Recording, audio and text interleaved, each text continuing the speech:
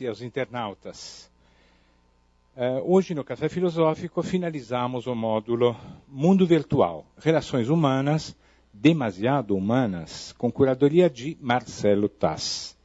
Marcelo Tass é jornalista, ator e roteirista. Atualmente Tass é âncora do CQC, programa que mistura jornalismo e humor, transmitido em rede nacional pela Band. O tema desta noite é Liberdade para os Beats e será abordado por Ronaldo Lemos, com a presença do Marcelo Tass. Ronaldo Lemos é diretor do Centro de Tecnologia e Sociedade da Fundação Getúlio Vargas. É professor titular e coordenador da área de propriedade intelectual da Escola de Direito da Fundação Getúlio Vargas do Rio de Janeiro. É mestre em Direito por Harvard e doutor em Direito pela USP. Lançou livros como Tecnobrega, o Pará reinventando o negócio da música, Três Dimensões do Cinema, Economia, Direitos Autorais e Tecnologia, dentre outros. Foi curador do TIM Festival e de outros festivais de música e arte e tecnologia. É colunista semanal da Folha de São Paulo e escreve para a revista Trip. Então, vamos agora aproveitar a presença do nosso curador, o Marcelo Tass, para que ele mesmo apresente o nosso palestrante da noite. Então, vamos receber o Marcelo com um aplauso de boas-vindas.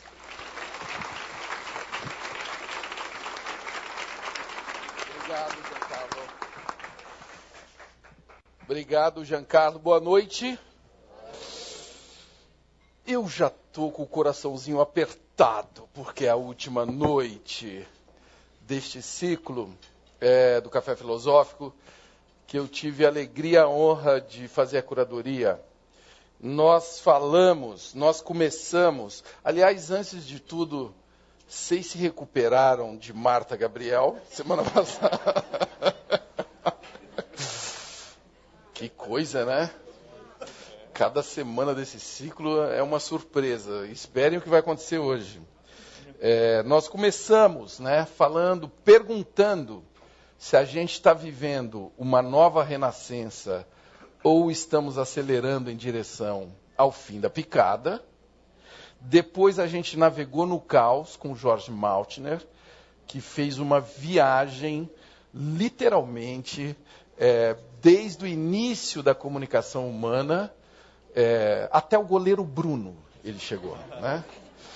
E o Maltner teve uma contribuição muito importante para o nosso ciclo, que foi contextualizar e apontar papel que o Brasil pode exercer com sua criatividade, com a sua mistura, com a sua mescla racial, cultural, nesse novo universo digital.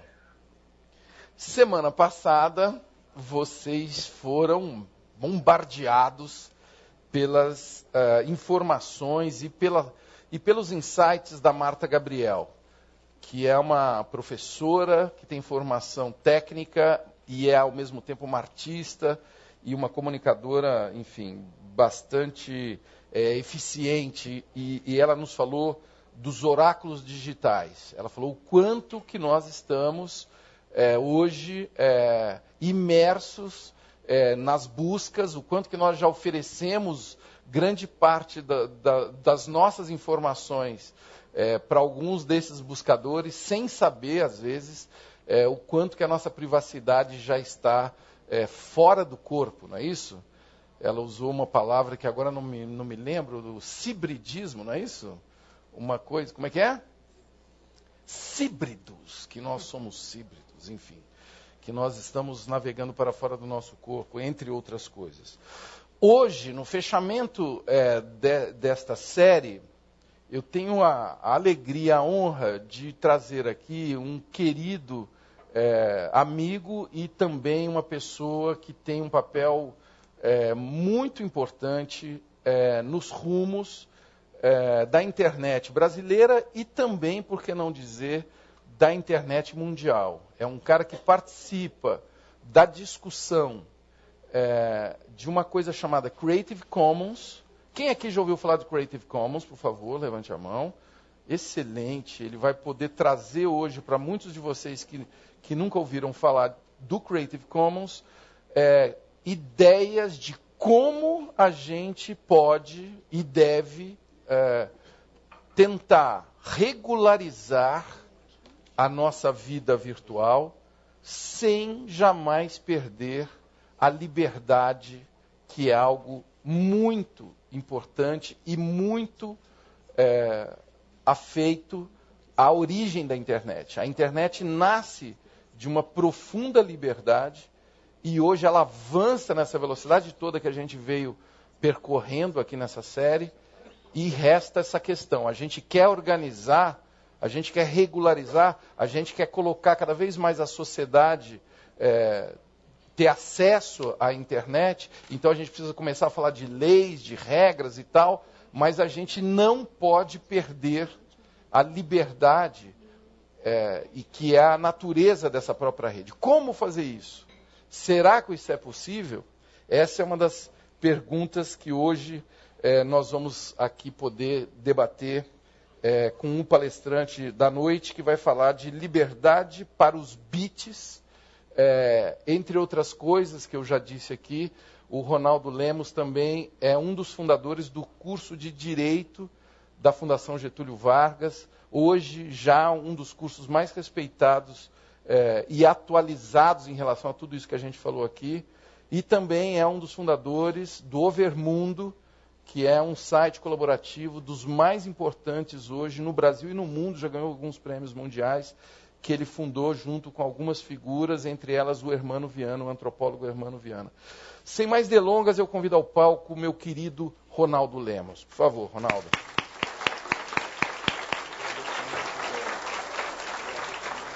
Seja bem-vindo.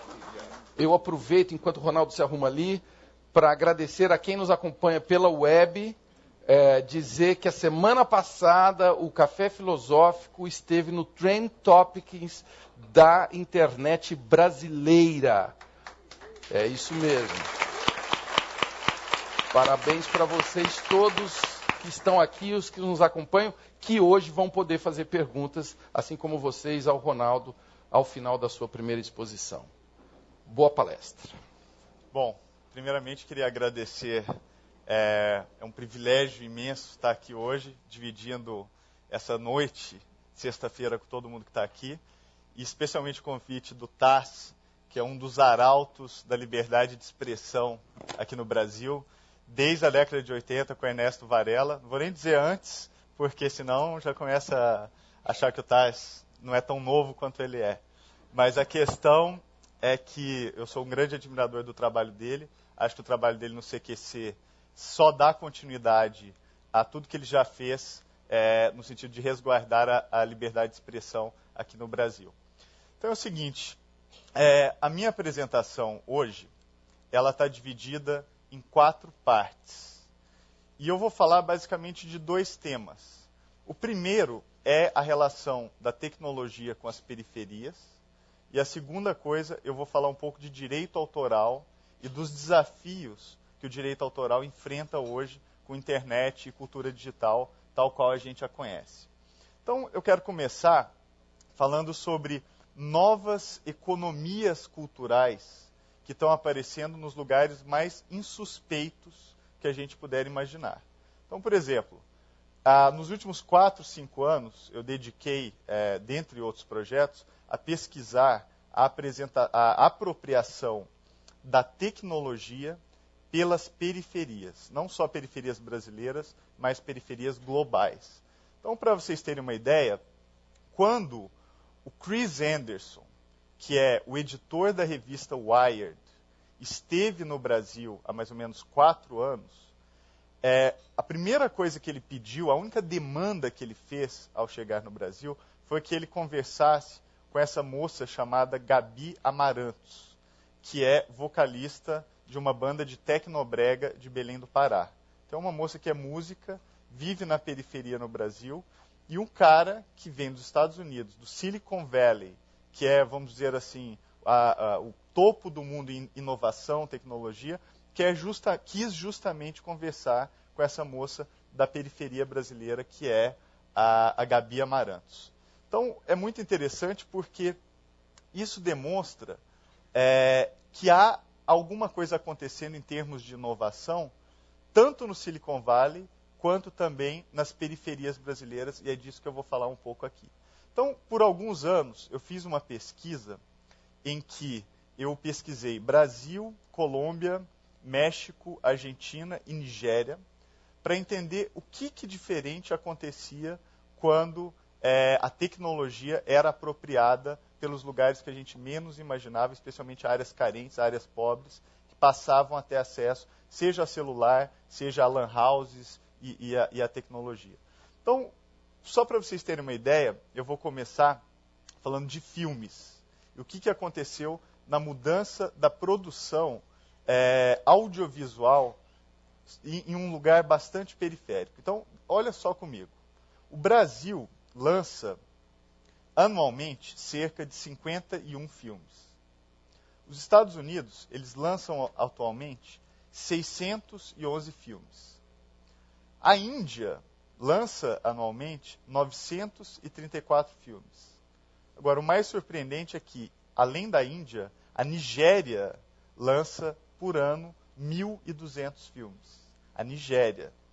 Filmes como Ossoafia em Londres, ou Ossoafia em Londres Parte 2, e vários outros filmes que são feitos nas periferias da Nigéria. O que é interessante do cinema nigeriano é que ele é produzido direto para o DVD. Então os filmes eles têm um orçamento relativamente baixo. De 30 mil a 100 mil dólares você faz um filme. E o que eles usam para fazer esses filmes são tecnologia de vídeo digital, por exemplo, e com um modelo de distribuição que é totalmente diferente do modelo de distribuição hollywoodiano. Então, a Nigéria inventou um novo mercado de produção audiovisual que é totalmente diferente daquilo que a gente conhece usualmente dos mercados de produção audiovisual. Então, para vocês terem uma ideia, são lançados 30 novos filmes por semana. Cada filme, como eu disse, vendido em DVD, custa de 3 dólares a 50 centavos para serem alugados. Então dá para comprar o filme, mas dá também para alugar o filme. Isso tudo gera 200 milhões de dólares por ano, fazendo da Nigéria o terceiro maior país em receita audiovisual do mundo. Primeiro você tem os Estados Unidos lá na frente, o segundo você tem a Índia e o terceiro lugar você tem a Nigéria. E o terceiro é que gerando 1 milhão de empregos.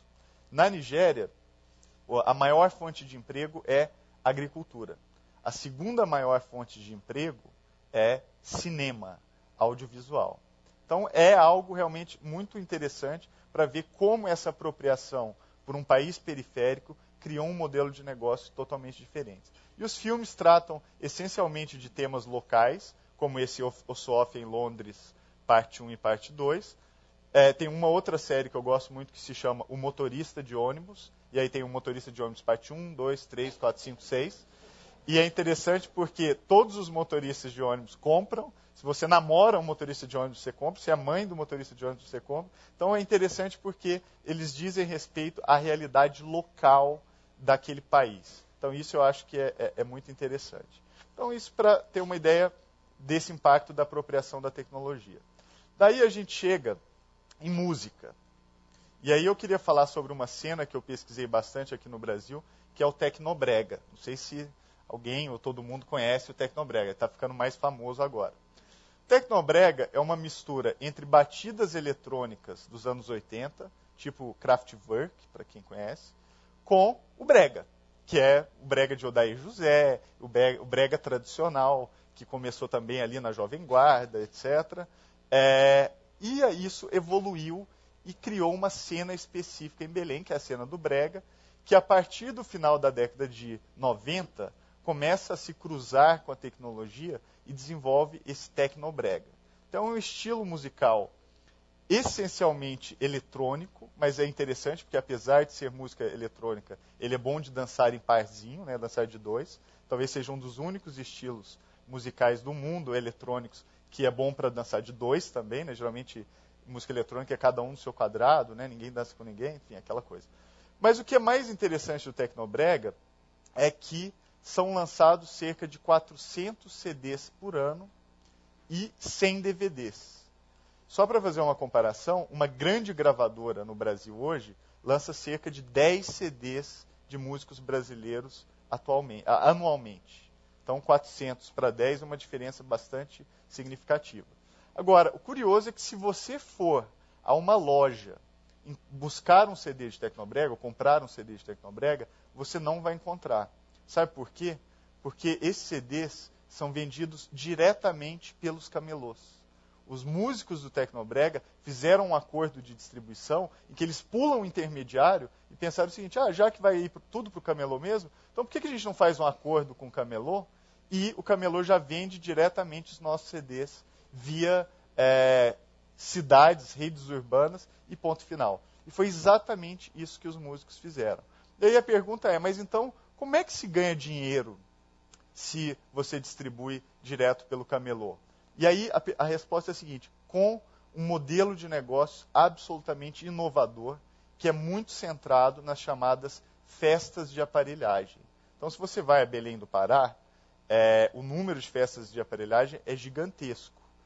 E essas aparelhagens têm um verdadeiro culto à tecnologia, ao ponto que elas só usam tecnologias de ponta, elas competem umas com as outras para ver quem é que tem a melhor e mais avançada tecnologia, e, inclusive, todo ano tem a festa da chamada chegada da nova aparelhagem, que o equipamento novo vem do céu, as pessoas batem palma, um negócio espetacular. Então, para quem nunca viu uma festa de Tecnobrega, eu estou mostrando aqui alguns slides, dá para vocês terem uma ideia. Eles usam raio laser, tem vários símbolos de cada aparelhagem. Isso aqui é o S do Super Pop, que é uma aparelhagem de Belém do Pará. Esse aqui é o T do Tupinambá, que é outra aparelhagem também. Tem o P de Príncipe Negro e assim por diante. São mais de 400 aparelhagens competindo umas com as outras. Então tem a chegada da aparelhagem do céu e é uma cena bastante interessante e bastante rica. E o lugar onde você compra o CD é no camelô, porque não é pirataria, vejam bem. Eles fizeram um acordo de distribuição diretamente, falaram, olha, pegue o meu CD, distribua da forma como você quiser e o meu modelo de negócio depende exatamente da sua divulgação. Então, quanto mais a música é divulgada, mais o modelo de negócio é bem sucedido no Tecnobrega. Eu vou falar bem rapidamente de como é que a cena do Tecnobrega se organiza, porque isso vai ser importante para algo que eu vou desenvolver daqui a pouco. E é o seguinte, tudo começa com as bandas e DJs que procuram estúdios caseiros onde você grava a música. Hoje os estúdios estão espalhados pela periferia do Brasil todo. Geralmente você paga R$20, R$30 para gravar a música e leva a música já com você. Depois, você pega isso que você gravou no seu estúdio e entrega para o camelô, direto. Você pega a matriz, gravou, entrega para o camelô e fala, distribua. O camelô, por sua vez, vende isso para o público, mas o dinheiro não vai de volta para o músico. Então, como é que eles ganham dinheiro? Fazendo as festas nas salas de festas de Belém, nas aparelhagens de Belém, e aí, por sua vez, o público paga essas salas de festas e as aparelhagens, e aí sim o dinheiro vai para os músicos. Outra coisa que a gente descobriu na pesquisa é a figura do chamado festeiro, que é uma espécie de um empresário que empresta dinheiro para as aparelhagens para eles comprarem equipamentos, porque os equipamentos são caros, eles têm telão de LED, que inclusive só a Ivete Sangalo tem outros parecidos. Então é um equipamento bastante caro.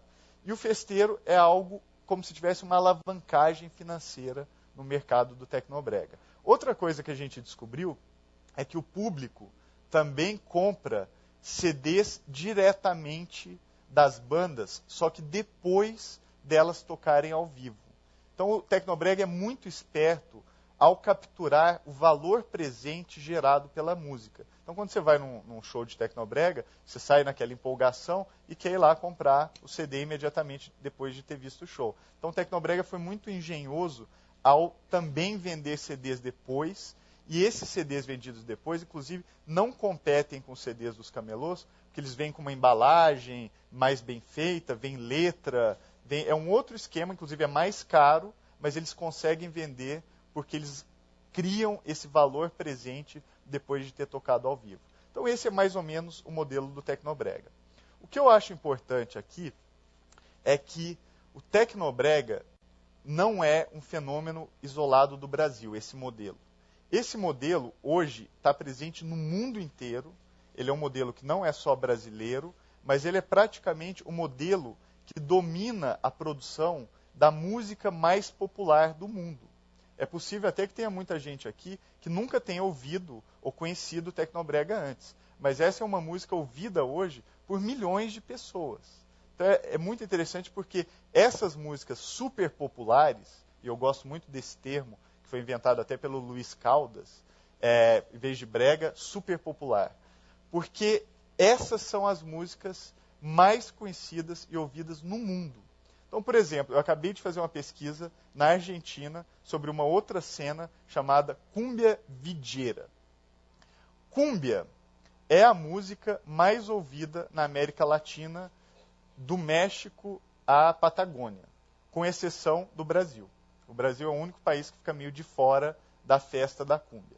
Para quem nunca viu, a cúmbia é algo muito tradicional, né? Então, os penteados muito antigos, roupas muito tradicionais, pessoas com coletes. Então, geralmente, a cúmbia é algo antigo, vamos dizer assim.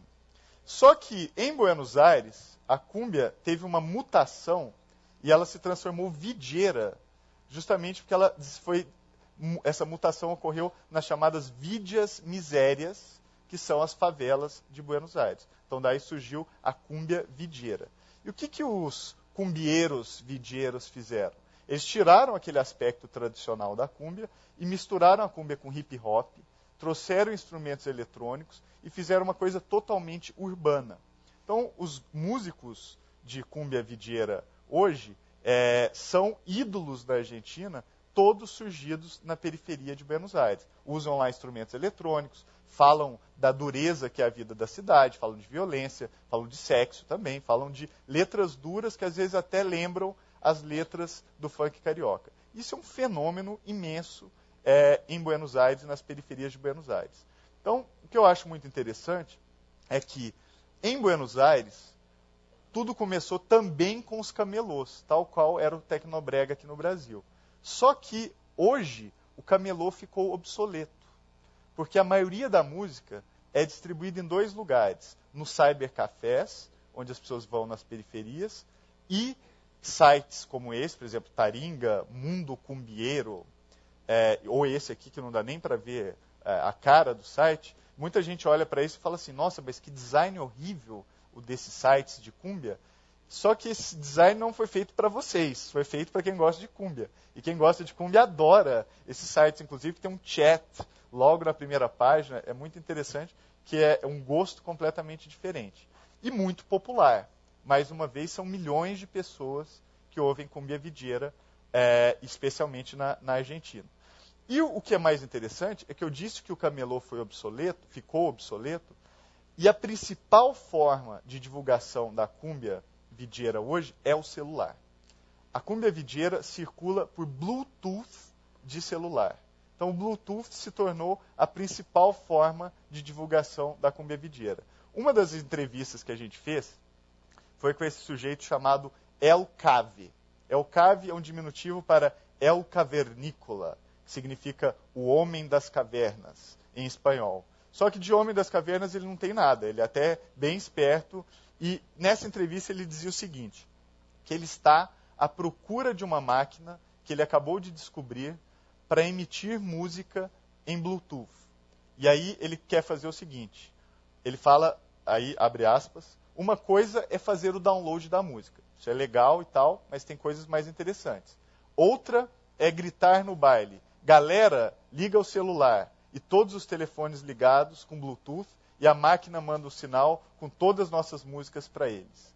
Então, essa hoje é a forma pela qual a música cumbia villera circula nas periferias de Buenos Aires. O curioso é que a indústria tradicional, que é a nossa indústria musical, ainda não oferece música por Bluetooth, enquanto a indústria periférica já faz isso há algum tempo. Então, o que é interessante é que a inovação chegou primeiro na periferia e só depois, quem sabe um dia, espero que não demore mais que 10 anos, né, porque demorou quase 10 anos para começar a vender música digital, quem sabe alguém comece a oferecer música também por Bluetooth. Então essa é a cena da cumbia videira. Um outro exemplo que a gente trabalhou, essa banda chamada Los Picadientes. Inclusive é uma banda visualmente espalhafatosa, usa um chapéu de palha, é muito curioso. E eles vêm de uma cidade absolutamente minúscula na fronteira do México com os Estados Unidos, chamada Caborca. Alguém já ouviu falar de Caborca? Eu duvido.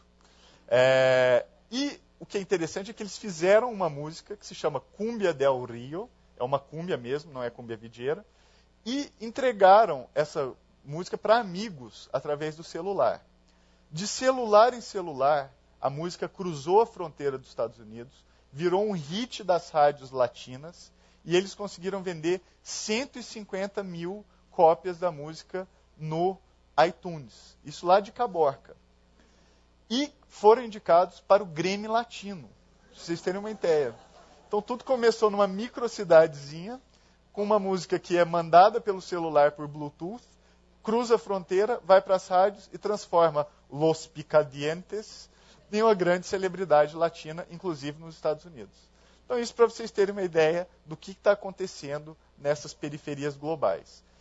Outra experiência interessante que eu fiz há pouco tempo é sobre essa ideia de artistas da internet. A gente sempre ouve falar, o Arctic Monkeys é um artista da internet, a Lily Allen foi uma artista da internet. Então, tem essa ideia dos artistas de internet. Aqui no Brasil, acho que a pessoa que ficou mais conhecida como artista da internet foi a nossa querida Malu Magalhães, que é muito bacana e foi vista como uma grande conquista, um artista que surgiu da internet e depois passou a ser popular em todas as outras mídias. Então, quando a gente pensa em artista de internet no Brasil, a gente pensa na Malu. Mas ninguém pensa, por exemplo, no Fantasmão, que é uma banda da Bahia, que é uma banda que surgiu na periferia da Bahia, bastante diferente da Malu Magalhães, mas que é tão de internet ou até mais do que a própria Malu. E sobre isso eu fiz um experimento de verificar a presença da Malu Magalhães e a presença do Fantasmão na internet para ver quem que ganha. Então, agora, Malu Magalhães versus Fantasmão. Vamos ver. Olhando no Orkut, há alguns meses atrás, a Malu Magalhães possuía 140 comunidades. A maior delas com 27 mil membros. O Fantasmão, por sua vez, possuía 810 comunidades, a maior delas com 35 mil membros. Em termos de artigos na mídia tradicional, a Malu Magalhães tinha 77 menções, através do Google News, e o Fantasmão tinha 5, todas em jornais regionais lá da Bahia, nenhuma em jornal de grande mídia. A Malu Magalhães no MySpace tinha 2,5 milhões de views nas suas músicas, enquanto o Fantasmão tinha 0. As bandas de periferia brasileiras não usam MySpace. Elas gostam de usar Orkut e YouTube, mas praticamente nenhuma gosta de usar o MySpace. E no YouTube, o vídeo mais visto da Malu Magalhães tinha 532 mil views, que era uma entrevista que ela deu para o Altas Horas. Enquanto isso, o vídeo mais visto do Fantasmão tinha 790 mil views e era uma fotomontagem feita por um fã. Não era nem a banda que tinha feito. O fã pegou a música do Fantasmão, fez uma fotomontagem e aquilo deu 790 mil views. Então, meu ponto aqui é o seguinte. Existe toda uma cena de música super popular no Brasil, artistas que estão espalhados em todo o país, que não dependem da mídia tradicional, que estão circulando via Orkut e YouTube, e esses artistas falam para milhões e milhões de pessoas. Muitas vezes, as únicas pessoas que não conhecem esses artistas são a gente que compra CD ainda nas lojas tradicionais ou nas lojas online e conhece música principalmente pela mídia tradicional. Como diz um amigo antropólogo, Hermano Viana, isso leva a pensar que é interessante porque o centro, muitas vezes, pode ser visto como se tornando a periferia da periferia. Tem uma mega festa acontecendo nas periferias brasileiras e que não chega ao centro. As pessoas conhecem todos esses novos artistas, mas as pessoas que estão no centro muitas vezes não conhecem e não percebem a existência deles, ainda que eles falem para milhões e milhões de pessoas. Então, se a gente for pensar, o meu ponto é o seguinte, no Brasil, essas cenas que são parecidas com Tecnobrega são muitas. Então a gente tem o funk carioca no Rio de Janeiro, que é conhecido de todo mundo, mas tem também a Che Music no Sul, que é igualzinha ao Tecnobrega.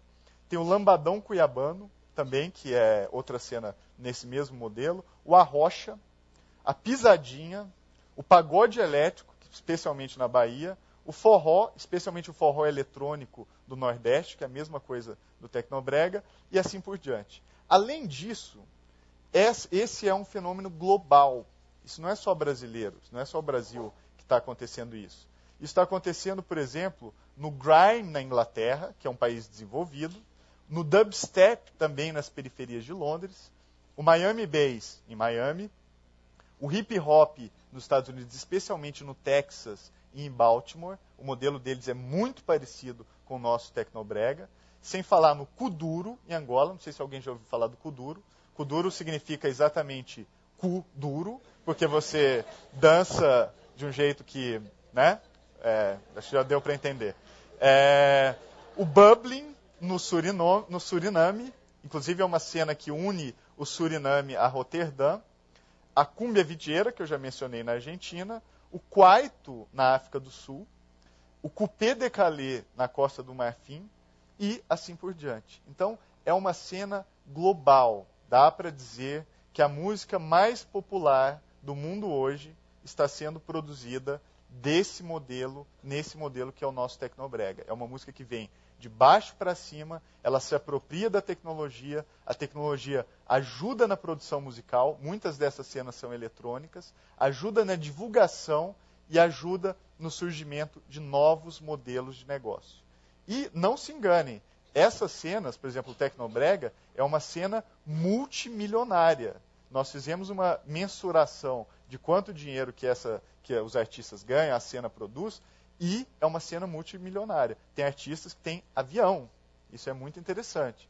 E lembrando que uma das bandas mais populares do Brasil, inclusive já chegou a ser a banda mais popular do Brasil, é a banda Calypso, que é produto do brega paraense, e por uma pesquisa do Datafolha de 2007, foi considerada a banda mais popular do Brasil. E detalhe, no top 10, 3 outras bandas também eram bandas periféricas. Então isso aqui é muito interessante. A banda Calypso era a número 1, segunda era Zezé de Camargo e Luciano, e depois no top 10, 3 outras bandas eram bandas periféricas, trabalhando da mesma forma que o Tecnobrega trabalha. Então o que está acontecendo é uma mudança da esfera pública. A cultura e essas indústrias culturais, elas funcionam como ponta de lança que deixa a gente enxergar com mais detalhes o que está acontecendo na esfera pública e como essa esfera pública está mudando, inclusive essa ideia de sucesso. Hoje o sucesso vem dos camelôs, dos Bluetooths, das lan houses, é assim que se gera um sucesso realmente popular aqui no Brasil.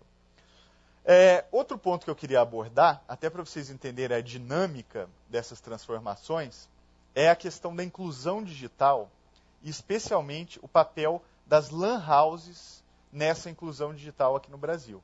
Não sei se todo mundo já viu ou conhece o que é uma lan house, mas se não conhece, estão aqui alguns slides.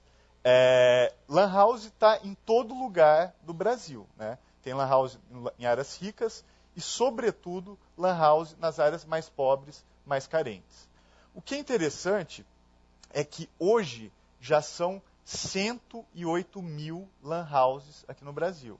Lan house, aquele lugar que você vai, tem um monte de computadores, você paga geralmente R$1 por hora para acessar a internet, é um preço bastante acessível, e são 108 mil lan houses espalhadas pelo Brasil todo.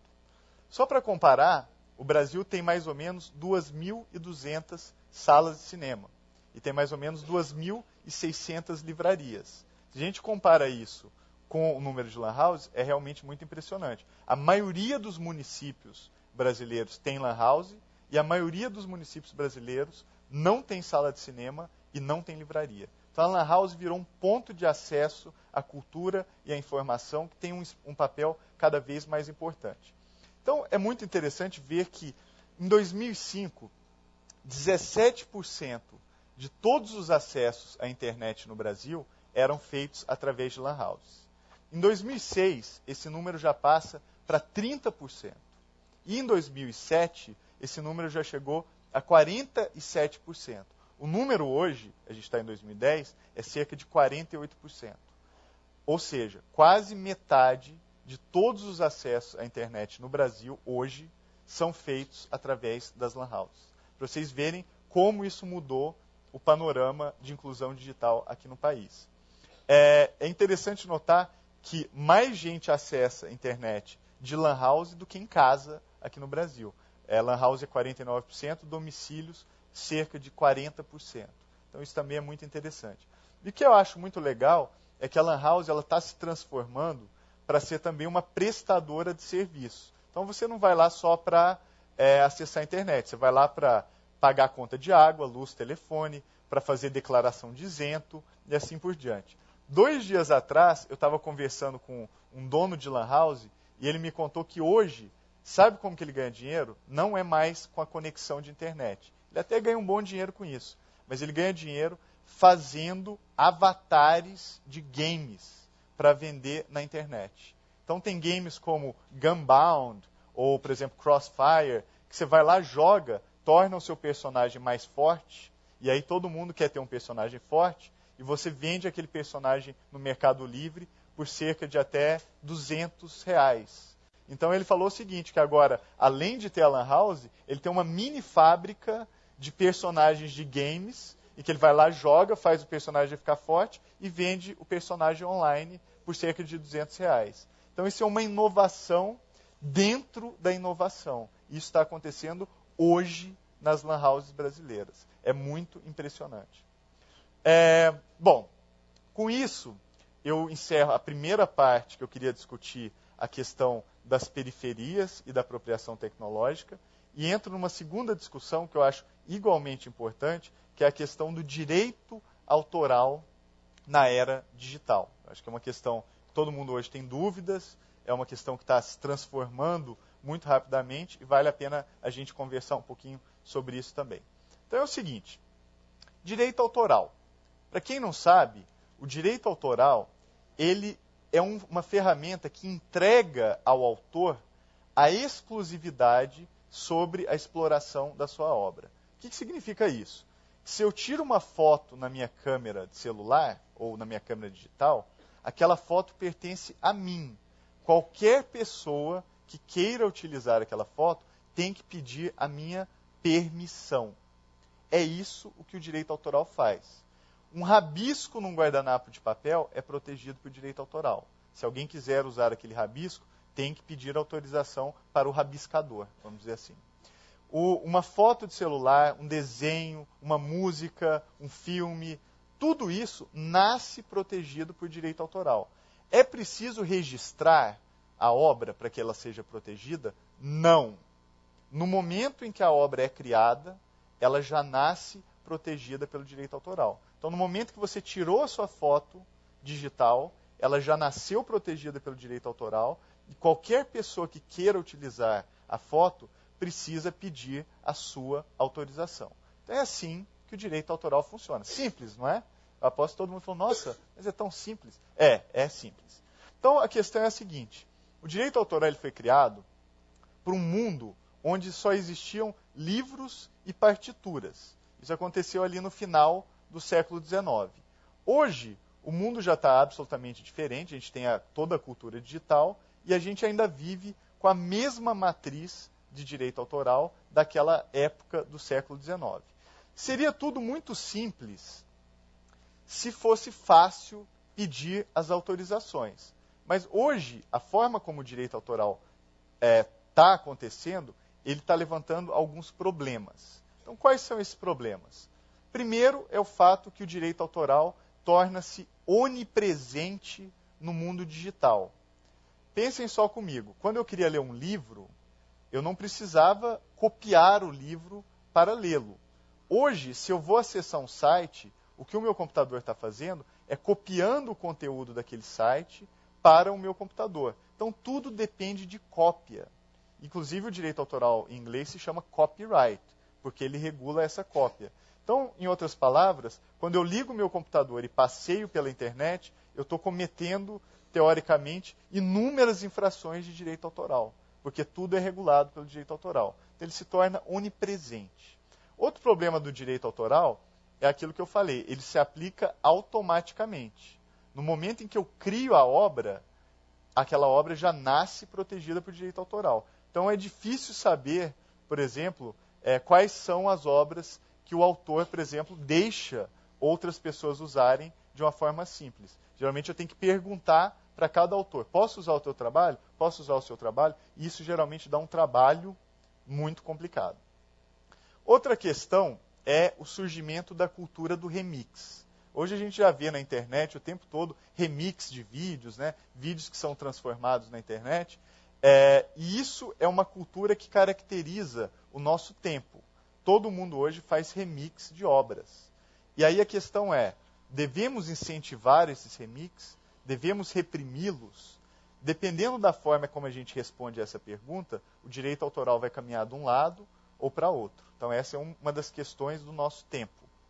E por fim, o mais importante é o seguinte, é muito difícil obter permissões e autorizações para se utilizar as obras protegidas por direito autoral. Não sei se alguém aqui já tentou pedir autorização para usar uma obra de direito autoral. É uma loucura, dá um trabalho imenso. Às vezes, para usar uma única música, você precisa pedir autorização para 5 ou 6 pessoas diferentes. Isso para não falar quando o autor faleceu, e aí os herdeiros estão brigando entre si, e aí não autorizam nada. Ficam um brigando com o outro, e a música fica lá 30 anos sem ser reeditada, porque os herdeiros estão brigando. Então, é hoje muito difícil obter essas autorizações para utilizar obras autorais. Eu quero dar 4 exemplos. 2 mais antigos, mais clássicos, e 2 bastante contemporâneos, para vocês entenderem a dificuldade que é obter essas autorizações. O primeiro exemplo é de um filme que foi para o Festival de Cannes, em 2004, e esse filme foi feito com $214. Então, vocês imaginem, ele saiu até na BBC, as pessoas dizendo, filme de micro orçamento impressiona o Festival de Cannes. Um filme, chamado inclusive em português Tormento, foi para Cannes e ele custou $214 para ser produzido. O problema é que, como qualquer outro filme, ele tinha música. E aí, para licenciar as músicas no filme, o valor cobrado foi de $400 mil. Então, o filme custava $214 e, para licenciar as músicas do filme, custava $400 mil. A lição que a gente aprende com esse exemplo é mais ou menos a seguinte. Hoje, todo mundo sabe que é possível fazer um filme baratinho, usando uma câmera digital, uma câmera de baixo custo, etc. Mas a dica é a seguinte, faça o filme num quarto branco e com seus amigos. E olha que tem que ser muito amigo mesmo, porque pode dar problema. Porque se você usar qualquer conteúdo de terceiros, você pode ter uma conta como essa de $400 mil, ou seja lá o que for.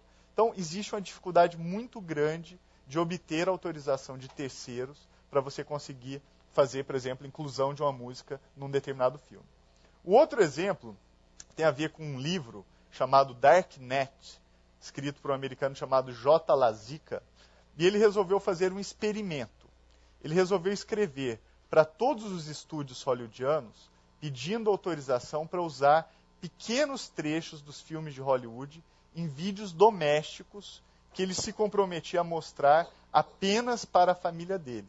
Então ele escreveu para a Universal, para a Disney, para vários outros, dizendo, posso usar um pequeno trecho do seu filme num vídeo doméstico que eu vou mostrar só para a minha família? E a resposta que ele recebeu de todos foi não, com exceção da Universal, que disse o seguinte, pequeno trecho, apenas para a sua família?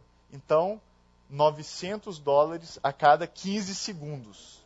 Esse foi a resposta da Universal. Mas a minha resposta favorita foi da Disney. A Disney mandou uma carta de volta para ele. E nessa carta, ele queria inclusive usar um trecho de Mary Poppins, né? Um filme super atual, todo mundo conhece, é incrível. E a Disney mandou a seguinte carta para ele. Devido ao crescente número de pedidos que temos recebido de indivíduos, grupos escolares, igrejas, empresas e outras organizações que desejam usar parte de nossos vídeos em suas produções domésticas, tivemos de estabelecer uma política geral de não cooperação com pedidos dessa natureza. E aí eles terminam dizendo, por favor entenda que a nossa negativa ao seu pedido não é arbitrária e que nós temos consistentemente negado todos os pedidos dessa natureza. Então, é mais ou menos o seguinte, a Disney diz não para qualquer pessoa. Pediu, posso usar? Não.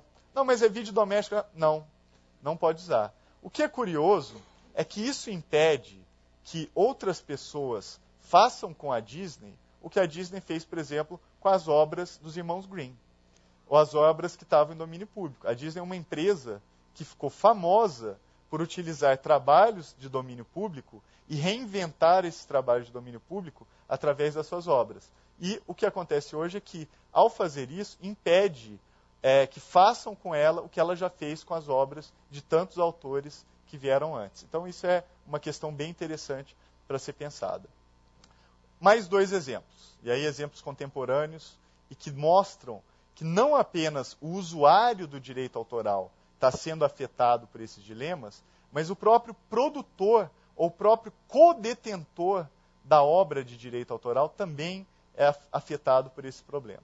Então, olha só a história desse fotógrafo, um fotógrafo chamado Jesko von Puttkamer, que é um fotógrafo alemão que viveu no Brasil na década de 50, tirando fotos de populações indígenas, como o Zikpeng, que é um povo indígena do Xingu. E o Jesko von Puttkamer tirou fotos desse povo Zikpeng no momento fundamental na história deles, que era o momento em que pela primeira vez eles tinham contato com um homem branco, vamos dizer assim. Então vocês imaginam que momento cataclísmico é aquele, você vive de um determinado modo e de repente você descobre que o seu mundo é totalmente diferente. E o Jesko von Puttkamer tirou fotos daquele momento, que é um momento histórico daquele povo indígena, e essas fotos, inclusive, são lindas, e foram cedidas para o Centro Cultural Jesko Puttkamer, que fica em Goiás, que hoje administra as obras do Jesko von Puttkamer. O que é interessante é que, passados muitos anos, os Zikpeng resolveram contar a sua própria história. Eles começaram a usar vídeo, começaram a usar audiovisual, e aí bateram na porta do Centro Cultural Jesko Puttkamer e falaram, a gente queria usar aquelas fotos que tiraram da gente na década de 50 para fazer um documentário sobre a gente. Adivinha qual foi a resposta que eles receberam? Não, vocês vão ter que pagar o mesmo preço que qualquer outra pessoa pagaria para usar as fotos. O que é muito interessante, porque eles são coautores quase da foto. Eles têm direito de imagem sobre as fotos. É a imagem do Zikpeng que está retratada naquelas fotos. Então, eles mesmos foram negados o direito de usar as fotos sobre eles. O que é interessante é que se você for no YouTube e procurar por Zikpeng, está cheio de material de Zikpeng lá no YouTube. Então, praticamente todo mundo usa, menos os Zikpeng que não puderam utilizar. E, além disso, existe até uma banda de trance psicodélico de Brasília que se chama Zikpeng, que usa o nome do Zikpeng. Inclusive foi interessante porque a gente contou, né, para os Zikpeng que tinha uma banda com o nome deles e eles não ficaram felizes. E é muito ruim quando você tem uma população indígena que não está feliz com você. O último exemplo que eu queria dar é com relação a um grande produtor de mídia, que é o Cirque du Soleil. O Cirque du Soleil hoje é uma mega produção, eles investem milhões na produção dos seus trabalhos, etc. É um trabalho muito complexo, porque são obras complexas que envolvem música, coreografia, audiovisual, etc. E aí, recentemente eu estive no Canadá e estive conversando com o pessoal do Cirque du Soleil. E aí foi muito interessante porque eu falei o seguinte, puxa, eu fui no canal do YouTube do Cirque du Soleil e tem pouquíssimos vídeos. Tem cerca de 300 vídeos apenas no canal do YouTube. Inclusive, a maioria deles tem cerca de 30 segundos. eu vou dizer que 95% dos vídeos no canal do Cirque du Soleil tem apenas 30 segundos. Aí eu perguntei para eles, mas por que isso é assim? E eles me disseram, olha, é tão difícil licenciar cada direito que aparece nos nossos espetáculos, que nós mesmos, que somos os donos daquele produto audiovisual, não conseguimos ainda explorar esse produto, por exemplo, através do YouTube. Então, nós mesmos do Cirque du Soleil temos dificuldade de ter as autorizações para colocar os materiais online. Aí eu falei, então peraí, vamos procurar Cirque du Soleil no YouTube. E aí sabe o que eu descobri? Existem nada mais, nada menos do que 53 mil vídeos do YouTube, com espetáculos inteiros, inclusive, colocados no YouTube, por gente que é qualquer pessoa, por fãs. E o próprio Cirque du Soleil, se colocar, corre o risco de ser processado, porque não licenciou os valores, vamos dizer, de cada parte da criação deles. Então, o que é muito interessante, e eu tenho chamado isso de o paradoxo do direito autoral, é que muitas vezes o próprio produtor da obra não consegue explorar a obra como poderia por causa da dificuldade de obter autorizações e permissões para explorar a sua própria obra, a obra que ele mesmo criou. Então, para vocês terem uma ideia que, enquanto o Cirque du Soleil não consegue explorar, todos os espetáculos estão praticamente no YouTube, alguém já colocou lá. Então, é isso que eu chamo de o paradoxo do direito autoral. Isso me faz lembrar uma imagem muito interessante, que é o seguinte: o direito autoral hoje está parecendo com Moscou depois da queda do Muro de Berlim, onde você tinha boulevards e edifícios, prédios enormes, lindos, completamente desocupados. Sabe por quê? Porque era tão difícil pedir autorização para ocupar aqueles prédios que as pessoas simplesmente desencanavam e abriam seus negócios nas ruas, nos quiosques de Moscou. Então, por exemplo, para ocupar um daqueles prédios suntuosos, você precisava pedir autorização para o prefeito, para a junta de bairro, para o Partido Comunista decadente, para não sei quem, para o dono do imóvel, para o possuidor do imóvel, e assim por diante. Era tão complicado, tão difícil, que as pessoas desencanavam e abriam os seus quiosques no espaço público. O que está acontecendo hoje é muito parecido com isso. Como o direito autoral é tão difícil hoje de ser manuseado, é tão difícil obter as permissões e autorizações, o que a gente tem acompanhado é o surgimento desses quiosques virtuais, as pessoas abrindo as coisas informalmente, exatamente porque elas não conseguem passar por esse labirinto de autorizações que o direito autoral requer para você conseguir, por exemplo, explorar uma única música. Como eu disse, às vezes para usar uma única música, você precisa falar com 6, 7 pessoas diferentes para obter autorização para falar com ela, para utilizar aquela música. Então, essa é o problema do quiosque virtual que está aparecendo praticamente em todos os lugares. Isso me leva à terceira parte da minha apresentação, em que eu queria discutir o seguinte: poxa, mas será que não existe nenhuma exceção na lei? Será que toda vez que eu for usar uma obra protegida por direitos autorais, eu vou ter que pedir autorização para alguém? Então vamos estudar um pouco se existem exceções para isso. Uma exceção, e aí o que a gente está pensando agora é o seguinte: o que a lei de direitos autorais permite fazer sem a necessidade de permissão? E aí, uma coisa, por exemplo, é que a lei de direitos autorais permite a qualquer pessoa usar obras que caíram em domínio público. Então, se a obra está em domínio público, você pode usar. Sabe quanto tempo leva para uma obra cair em domínio público? 70 anos depois da morte do autor. Então, o autor precisa viver a vida dele inteira, depois de 70 anos que ele morreu, aí cai em domínio público. Aí você pode usar, aí está liberado. Então, essa é uma exceção da lei de direitos autorais. A outra exceção é que, às vezes, a lei dá algumas permissões muito específicas para que as pessoas possam usar. Então, no Brasil, por exemplo, é permitido fazer uma cópia de um pequeno trecho, desde que seja feito para uso privado, pelo próprio copista, sem intuito de lucro. Então, para vocês terem uma ideia, tem gente que interpreta essa frase pelo próprio copista como sendo o próprio cara ir lá e copiar a obra, a caneta, por exemplo, ou operando ele mesmo a máquina de Xerox. Se for alguém que operar a máquina de Xerox, você não pode fazer cópia nenhuma, nem sequer de um pequeno trecho. Então, para vocês terem uma ideia do estado atual da lei de direitos autorais e dessas chamadas exceções e limitações, ou fair use, que é o direito de uso legítimo da lei brasileira, eu vou fazer algumas perguntas bastante simples para vocês terem uma ideia do que pode ou não ser feito de acordo com a lei brasileira. Então, por exemplo, pode uma biblioteca digitalizar um livro para sua preservação? Por exemplo, você está com um livro ali caindo aos pedaços, né? Precisa colar as páginas, etc. Posso digitalizar para evitar que o livro desapareça? E a resposta da lei brasileira é não. Pode um professor exibir um trecho de um filme em sala de aula? Então, passou um filme na TV ontem, eu gravei, quero exibir para os meus alunos. A lei brasileira permite que isso aconteça? E a resposta é não. Pode um professor tocar uma música em sala de aula? Olha só. Pela lei brasileira, a resposta é não.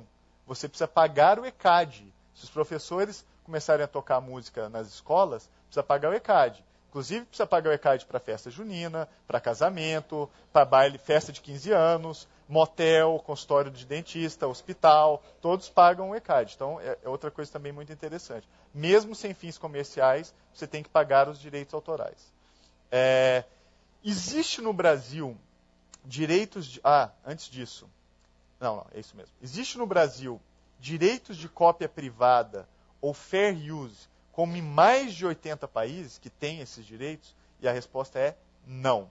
Aqui no Brasil, se você for pegar as músicas que estão num CD que você comprou legitimamente numa loja e copiar para o seu iPod, a lei brasileira diz que você não pode fazer isso. Então eu fui na loja, comprei o CD, quero passar as músicas do CD para o meu iPod. A lei brasileira permite fazer isso? Não. Então essa é a situação atual da legislação de direitos autorais no Brasil. Um estudo recente da Consumers International, que é uma entidade internacional de proteção de direitos do consumidor, colocou a lei brasileira como talvez sendo uma das mais restritivas do mundo. Então, a gente vive hoje uma realidade em que a gente tem uma lei que se descolou da realidade. A verdade é essa. Você tem uma lei aqui e a realidade em outro lugar completamente diferente. Então, hoje, é muito importante a gente pensar nesse esforço para tentar trazer a lei de volta da realidade. Quando a realidade está de um jeito e a lei está diferente, mudar a realidade não tem jeito, você tem que mudar a lei. Então essa é uma questão que é fundamental de ser discutida hoje. Por fim, um dos jeitos de poder usar obras protegidas por direitos autorais é obtendo permissões concedidas pelo autor. Então tudo bem se o autor te autorizar a usar a obra dele. E aí eu entro na minha quarta e última parte da minha apresentação, que é a parte que eu vou falar desse projeto que eu dirijo aqui no Brasil, chamado Creative Commons. Sei que o nome é chato, o nome em inglês. Inclusive teve um amigo da Bahia, um conhecido, que sugeriu que o nome fosse mudado para Criei, Tive Como, né? Que é um outro jeito de falar de Creative Commons. Então eu criei, tive como. Vamos ver se ele tem razão ou não. Creative Commons, ele é um sistema de licenças que permite a qualquer criador de obras intelectuais dizer que ele não se importa com o uso daquelas obras. Então, por exemplo, eu posso tirar uma foto com a minha câmera digital, colocar no Flickr e dizer: essa foto está em Creative Commons. Eu não me importo que as pessoas distribuam, não me importo que as pessoas remixem, não me importo que as pessoas utilizem essa obra, porque eu estou dando autorização prévia para aquele uso. Então, o Creative Commons, ele é um sistema de ferramentas legais, ferramentas jurídicas, que permitem ao autor, de antemão, dizer o que ele permite ou não permite fazer com as obras. Então, tem várias modalidades de licenças do Creative Commons. Algumas vão dizer o seguinte: autorizo a distribuição da minha obra desde que isso aconteça para fins não comerciais. Então, no caso de alguém, por exemplo, distribuir a obra e utilizar a obra comercialmente, eu tenho que pagar normalmente os direitos autorais. Um exemplo são os meus livros. Então, por exemplo, meu livro Tecnobrega, o Pará Reinventando o Negócio da Música. É um livro licenciado em Creative Commons, editado por uma editora comercial, que é a editora Aeroplano, que vende o livro normalmente, e está disponível online para quem quiser fazer o download. Agora, se uma outra editora quiser editar o meu livro, seja no Brasil ou fora, comercialmente, vai ter que falar comigo e pagar direitos autorais regularmente. Então, o Creative Commons permite equilibrar um acesso à obra com a possibilidade de remuneração quando a obra é utilizada comercialmente. Outra licença do Creative Commons diz o seguinte: pode distribuir, mas não pode alterar. Então, cabe a cada pessoa que usar o Creative Commons escolher se ele vai deixar as pessoas alterarem ou não a sua obra. Então, tem gente que vai dizer, não, eu quero mais é que a minha obra seja remixada mesmo. Vou colocar aqui, quanto mais gente remixar, melhor, eu vou ficar feliz. Então, dá para escolher aquilo. Ou dá para escolher dizendo o seguinte, não, quero que a minha obra seja distribuída, mas, por favor, não alterem a minha obra. Por exemplo, o próprio Marcelo Taz já licenciou vídeos do Ernesto Varela, feitos lá na década de 80, que são incríveis, inclusive, em Creative Commons, para fins não comerciais. O que significa isso? Pode baixar da internet? Pode. Pode mandar para o amigo? Pode. Mas pode fazer um DVD e vender nas lojas? Não. Aí tem que falar com o Marcelo Taz, pedir autorização dele para fazer isso. Então, essa é o balanço que o Creative Commons tenta estabelecer. Funciona mais ou menos da seguinte forma. Se de um lado, antes existia apenas essa possibilidade de todos os direitos reservados, controle total da obra, e do outro lado existia uma espécie de nenhum direito reservado, nenhum controle, o Creative Commons tenta ser o equilíbrio entre essas duas situações, em que nem é todos os direitos reservados, nem é nenhum direito protegido. Ao contrário, ele é alguns direitos reservados. Quais são esses direitos? Cabe a cada autor, a cada pessoa que estiver utilizando as licenças do Creative Commons, decidir quais são aqueles direitos que ele pretende reservar e quais são aqueles direitos que ele pretende que as pessoas possam exercer sobre as suas criações intelectuais. Então é muito interessante, esse aqui, inclusive, mostrando o site do Creative Commons, porque esse é um projeto que acontece não só no Brasil, mas em mais de 70 países. Então, 70 países do mundo hoje usam essas licenças Creative Commons para poder dar aos seus autores locais essa possibilidade de dizer de antemão o que pode ser feito e o que não pode ser feito com seus trabalhos. Então, é bastante simples licenciar uma obra em Creative Commons. Não tem nenhuma burocracia. Basta você entrar no site do Creative Commons, escolher qual é a licença que melhor atende o seu interesse de exploração daquela obra. Ao clicar no site, tendo escolhido a licença, ele vai gerar um botão, uma espécie de uma tag, de uma etiqueta, que você pode colar em qualquer site dizendo que aquela obra pode ser licenciada em Creative Commons. Então, ele gera um códigozinho em HTML que permite a qualquer pessoa colar no site e dizer, olha, as obras do meu site estão disponíveis em Creative Commons. E aí, quando você clica naquela etiqueta que foi gerada, se é, por exemplo, um livro, basta colocar na contracapa do livro que foi licenciado em Creative Commons.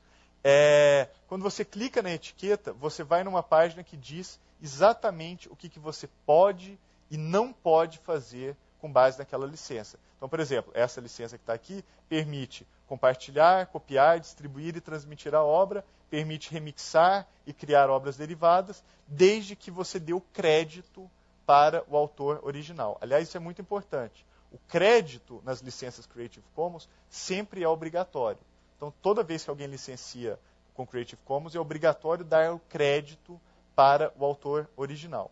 E o que é interessante é que por trás de cada uma dessas licenças tem um mega documento jurídico escrito lá em 12 páginas que quer dizer exatamente aquilo que eu acabei de dizer, entendeu? Que garantem aqueles direitos de uma forma muito clara e existe um documento jurídico que dá validade jurídica, inclusive aqui no Brasil, para aquelas licenças Creative Commons. Então é um modelo, é uma ferramenta jurídica para quem quiser, né, obviamente é um projeto voluntário, só usa Creative Commons quem acha que aquilo faz sentido para a sua criação intelectual. Tem gente que vai achar que não faz sentido, quer manter todos os direitos reservados, nenhum problema, mas muita gente quer mais mesmo participar da esfera pública e permitir, por exemplo, remix ou permitir a distribuição da obra, porque quer mais ser visto, ser lido, ser ouvido. Então, para esses, o Creative Commons é muito importante.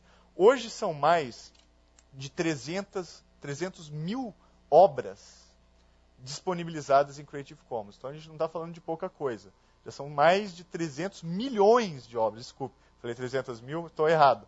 300 milhões de obras disponibilizadas em Creative Commons. Imagina, 300 mil, só um site de música que se chama soundclick.com tem mais de 300 mil músicas licenciadas em Creative Commons. Então, no mundo inteiro, são 300 milhões ou mais de obras licenciadas através dessas licenças.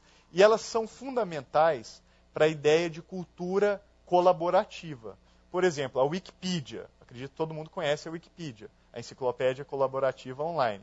A Wikipedia usa o Creative Commons, porque se não usasse, seria impossível a Wikipedia existir.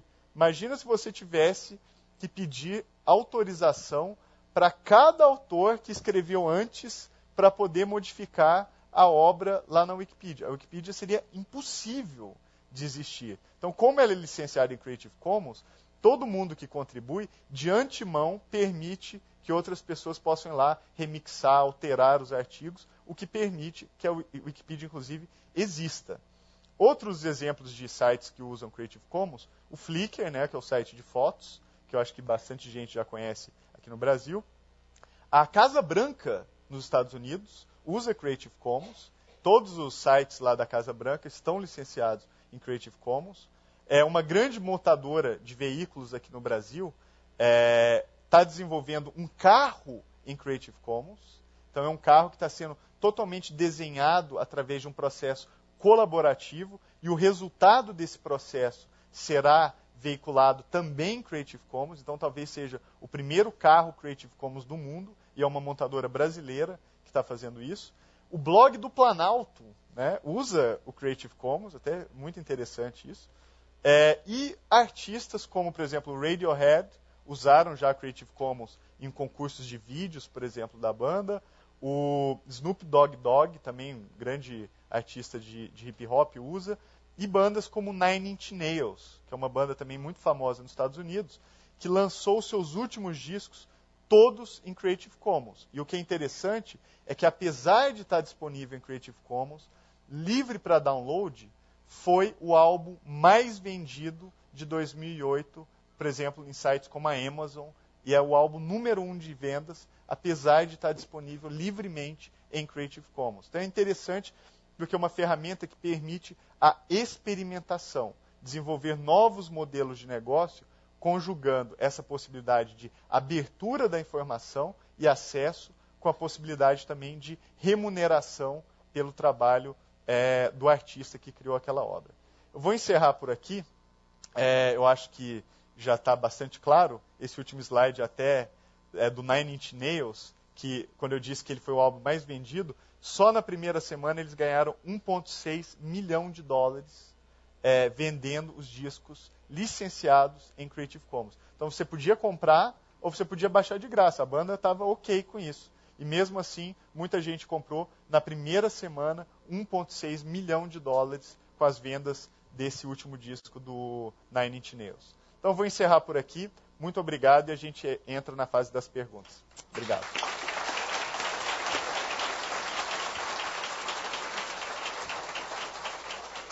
Bom, Ronaldo realmente nos surpreendeu, né? Foi uma coisa assim deliciosa ouvi-lo, com tantas novidades que ele nos trouxe aqui. Então, eu acho que agora nós temos várias provocações na mesa, então vocês poderão participar ativamente, levantando a mão, serão atendidos. Jéssica e a Cláudia estão à disposição de vocês, levantem a mão, serão atendidos, mas a primeira pergunta é do nosso querido Marcelo. Então, por favor, vamos iniciar com ele.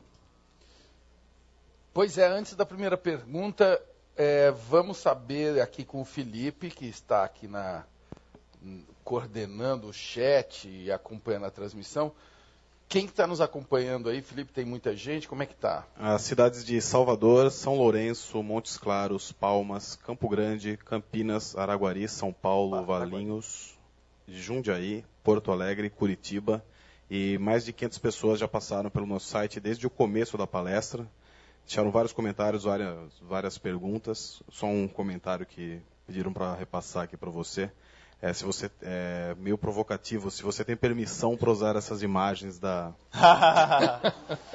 Olha, a resposta bastante direta é a seguinte: algumas sim e outras não.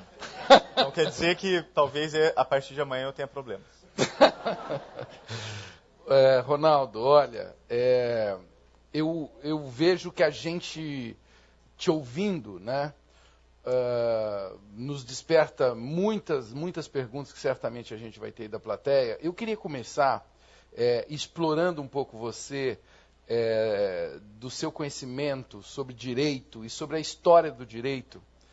E de novo, eu fico com eu vou chamar carinhosamente de uma indignação, tá? Mas eu fico muito chateado de perceber o quanto que o Brasil é esse país exuberante. Nós estamos aqui num café filosófico delicioso que está sendo acompanhado pela web, pela televisão, enfim, as pessoas muito interessadas, apesar de parece que a gente vive com o freio de mão puxado no que se refere, entre outras coisas, à liberdade de expressão e ao uso. Parece que tudo é feito para ficar mais difícil da gente usar.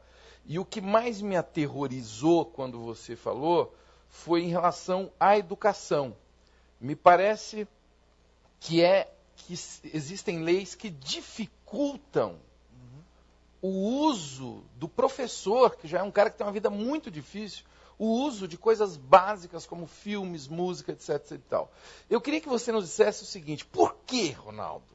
De onde vêm essas leis? De onde vem essa nossa natureza controladora? Queria que você desse um panorama histórico. Por que a gente é assim? E também eu sei que você tem experiência de ensino em outros países. Como que é nos Estados Unidos, por exemplo, essa questão da cópia? Queria que você fizesse um comparativo e uma perspectiva histórica aqui do nosso país. Bom, excelente questão, e você tem toda a razão. Para a educação brasileira, a gente tem um problema, porque a educação hoje ela é multimídia. O cara que vai na lan house, que acessa computador e chega na escola, ele tem a tendência a achar aquilo tudo uma chatice, porque a quantidade de informação que ele lida na escola é uma quantidade de informação pequena. E aí o professor que tenta ser mais multimídia, colocar músicas, etc., pode esbarrar em problemas de direito autoral.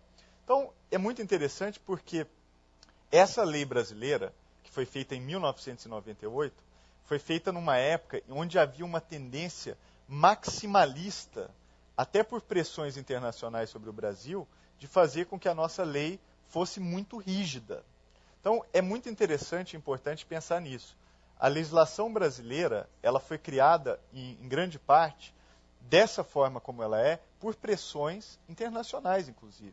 Era o momento em que o Brasil tinha terminado de assinar o acordo TRIPS, que é um acordo da Organização Mundial do Comércio sobre propriedade intelectual. Então, tinha uma pressão grande para que a nossa lei mostrasse que o Brasil estava fazendo, abre aspas, o seu dever de casa. E essa intenção de mostrar que estava fazendo o dever de casa, ela foi tão grande que esse acordo da Organização Mundial do Comércio exigia apenas um patamar mínimo de proteção. O Brasil não só concedeu esse patamar mínimo, mas foi muito além daquele patamar mínimo. Um exemplo é o prazo de proteção. O acordo TRIPS exige apenas 50 anos. O Brasil foi lá e deu 70. O México deu 100. Então é muito interessante porque essa pressão veio muito de fora na história legislativa do Brasil. E isso é preocupante porque a gente está numa situação em que o conhecimento ele não é mais só escrito, não é só texto.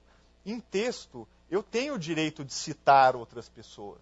Eu posso pegar um trecho de uma obra que veio antes de mim, citar aquela obra, dou crédito para a pessoa, e é assim que o conhecimento se propaga. Só que hoje, esse direito de citação não é válido para filme, para música, para conteúdos audiovisuais, para foto. Então eu posso continuar citando o texto, mas se eu começar a usar esse direito de citação para música, filme, foto, que é o futuro da produção do conhecimento, eu vou esbarrar na lei brasileira. Então, hoje, existe um esforço do Ministério da Cultura em prol da reforma da lei de direitos autorais. Ele está esbarrando em uma resistência imensa, especialmente das sociedades arrecadadoras de direitos musicais, o ECAD, e é uma batalha que está acontecendo hoje aqui no Brasil. Agora, são muitas as batalhas, viu, Tass? Porque a gente tem também, por exemplo, tentativas de criminalização da internet, como um projeto de lei que acabou sendo conhecido como Lei Azeredo, por ter sido proposto pelo Eduardo Azeredo, e que queria criminalizar a lei brasileira a ponto de que, se alguém desbloqueasse o iPhone ou um celular, podia pegar até 4 anos de cadeia, o que é uma loucura. Até é tão loucura que os Estados Unidos, há 3 semanas,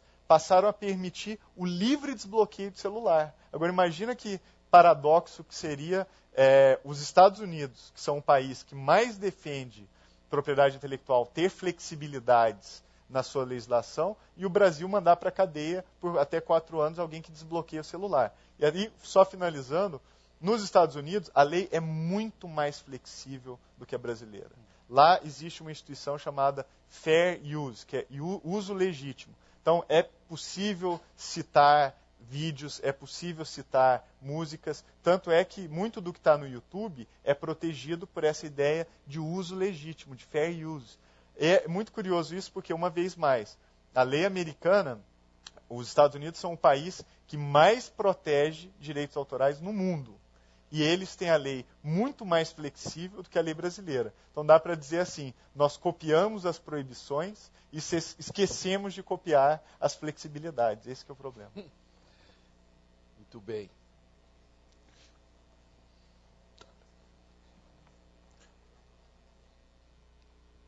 Ronaldo, boa noite. Meu nome é Luiz Fernando Bueno. Bem-vindo a Campinas, onde nós temos uma conveniada da GV, que é o IBE-FGV, onde eu dou aula também, e dou aula na FGV Online. Eu queria te perguntar, assustei bastante com relação a essa questão dos direitos autorais, aí, principalmente em sala de aula. Acredito que todos que dão aula devem ter se assustado com relação à utilização de filmes, de músicas e alguma coisa mais. Mas o que eu queria te perguntar é o seguinte, eu ao criar um espaço de cinema, onde lá o objetivo é projetar filmes e documentários, para em seguida trazer alguém para discutir isso e criar um diálogo coletivo sobre isso, que tipo de providência eu tenho que tomar com relação a direitos autorais? Olha, muito interessante. É o seguinte, como eu disse, a lei brasileira é uma das mais restritivas do mundo. Então, a pessoa que quer criar um cineclube, mesmo que seja um cineclube universitário, um cineclube doméstico, ou qualquer coisa do tipo, não está amparada pela lei brasileira. Então, é muito complicado, porque ao ver essas restrições da lei brasileira, fica muito claro o quanto ela está distante da realidade e, mais importante, o quanto ninguém respeita, porque, na verdade, os professores e as pessoas no Brasil inteiro, elas continuam vivendo no mundo real e não nesse mundo ideal da lei. Então, os professores usam filme em casa, usam filme em sala de aula, a pessoa transfere música do CD para o iPod. Então, há inúmeras violações da lei.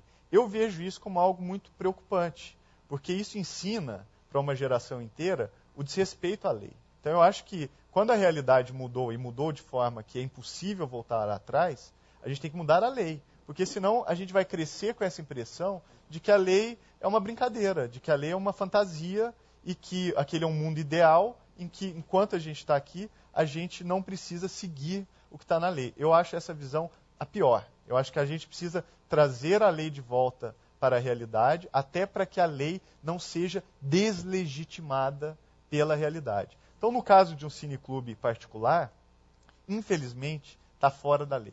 As exceções são pouquíssimas. As exceções que eu me lembro de cabeça agora, para execução pública, só são para peças teatrais quando praticadas no recesso familiar. Alguém aqui já fez uma peça teatral no recesso familiar? É isso que a lei brasileira diz. Se você fizer uma peça teatral no recesso familiar, você não está violando a lei. Mas se você passar um filme, se você criar um cineclube privado, ou seja lá, público, chamando as pessoas para assistir, isso não está sobre a guarida da lei. Essa é a grande questão, porque é o seguinte, existe uma vez mais essa tentativa do Ministério da Cultura de proceder à reforma de direitos autorais. Um dos artigos da lei nova, que está inclusive em consulta pública até o dia 30 de agosto, então tem que sair daqui correndo e comentar, porque 30 de agosto fecha a consulta pública, trata justamente dos cineclubes. E ele dá a possibilidade da criação de cineclubes sem a infringência da lei. Se o cineclube for sem fins comerciais, com público limitado, etc., a lei traz, essa nova tentativa que está em consulta pública, traz um dispositivo lá que abrange a questão dos cineclubes. Então, se essa lei for aprovada, a sua preocupação vai ser contemplada. Porque pela lei atual, teatro no recesso familiar. Boa sugestão para o Natal, para quem estiver querendo entretenimento natalino. Ronaldo, meu nome é Fernanda. E queria te fazer uma pergunta, contando um pouco também uma história um pouco parecida. Há alguns anos, eu conheci um músico que, sem conhecer o Creative Commons, sem nada disso, ele resolveu que ele queria tratar o público dele da mesma maneira que ele queria ser tratado. E aí, ele foi num desses estúdios, assim como o do Belém do Pará, gravou seu CD, colocou tudo na internet e assumiu um tema que era contra burguês, baixa MP3.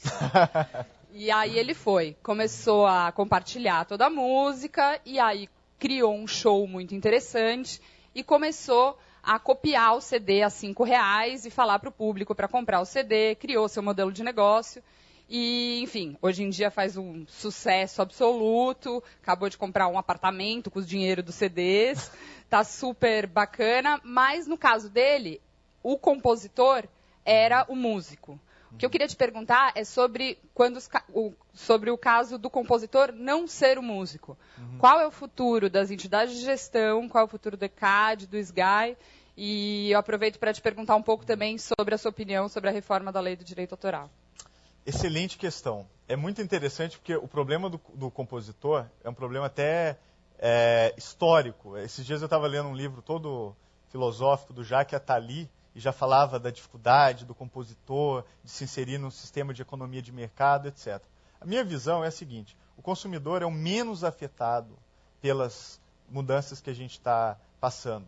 E por que ele é o menos afetado? Porque o dinheiro de execução pública, que é o dinheiro arrecadado pelo ECAD, ele só cresce. E só cresce não só no Brasil, como no mundo inteiro.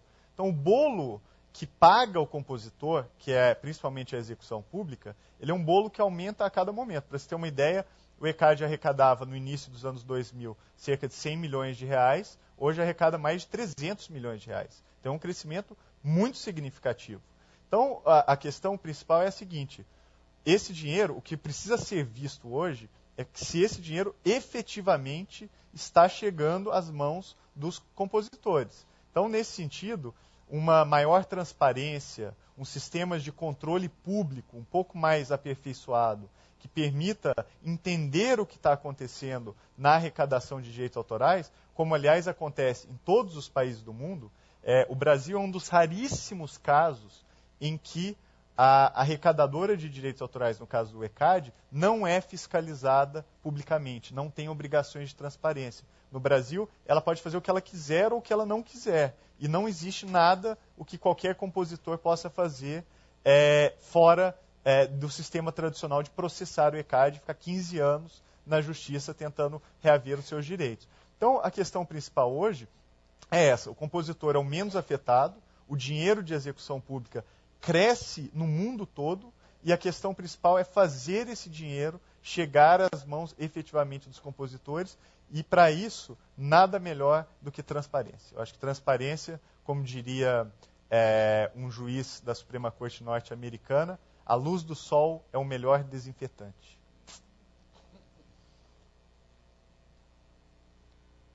E aí, Felipe, como é que estamos aí no nosso chat?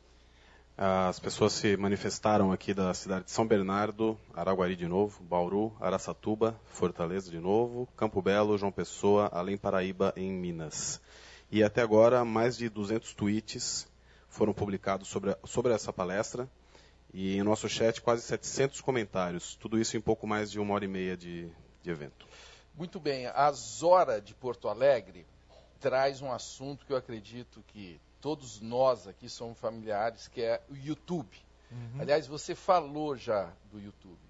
Ela pergunta como reprimir milhares de pessoas que usam filmes no YouTube. O Ronaldo relatou agora há pouco a situação do Cirque du Soleil, né, que oficialmente ele não pode fazer algumas coisas, mas o público aparentemente faz, né? E queria, Ronaldo, também se você pudesse falar se o Creative Commons é reconhecido no YouTube, se a gente pode usar o Creative Commons no YouTube. Tá. Excelente questão. Antes de tudo, só queria mandar um abraço para Araguari. Eu sou nascido em Araguari, então para mim é um grande orgulho ter pessoas de Araguari me assistindo. Quem sabe são até meus parentes. Então, tchau, Araguari. Mas a questão é a seguinte. Sobre a questão do YouTube, eu acho que a questão principal é modelo de negócios. Não vai parar, não tem como. Até o YouTube ele tem um sistema bastante ágil de remoção de conteúdo. Se você tem um conteúdo que é seu e foi postado indevidamente no YouTube, tem um linkzinho ali embaixo, acho que pouca gente sabe disso, que tem um formulário onde você pode notificar eletronicamente pelo próprio site o YouTube, e o YouTube remove aquele conteúdo. Ele é obrigado, inclusive pela legislação americana, a remover o conteúdo rapidamente. Inclusive, eu mesmo já testei e funciona, que é uma maravilha. Você manda a notificação e o conteúdo é removido. A questão principal é a seguinte. Antes, o YouTube pegava todo esse conteúdo e não pagava ninguém.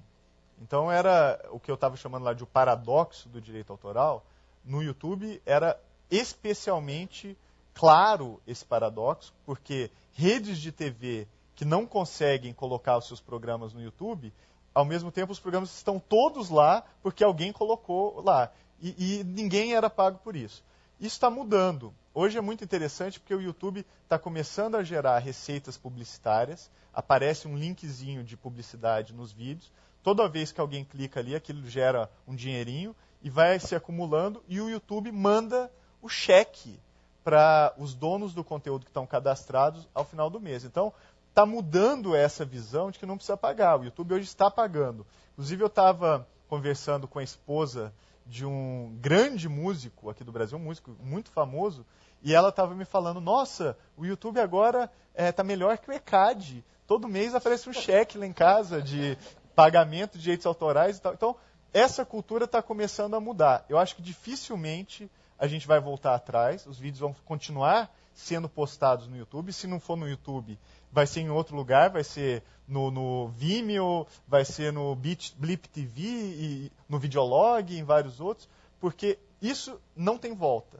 A questão e o desafio, ao meu ver, é inventar um modelo de negócio que conjugue essas possibilidades de acesso e divulgação com a justa remuneração do artista e do criador que está em casa. É isso que o desafio não é fácil, mas esse é o desafio.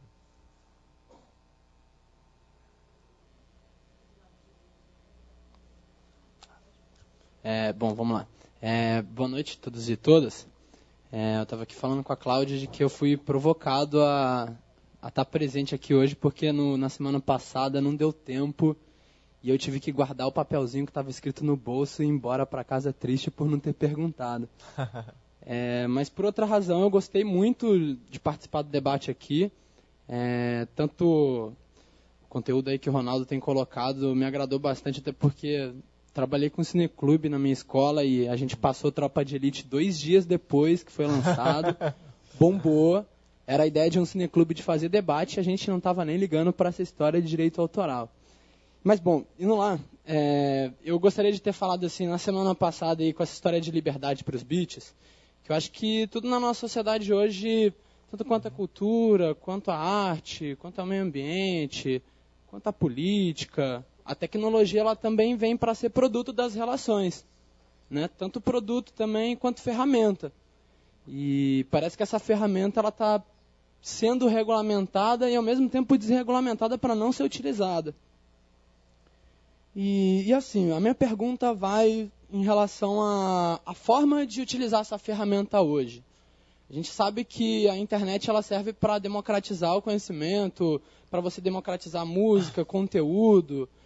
E o que tem de imparcial hoje, a gente sabe que é só o William Bonner quando ele fala que a mídia ela deve ser imparcial. Fora isso, eu acho que tudo tem lado na nossa sociedade.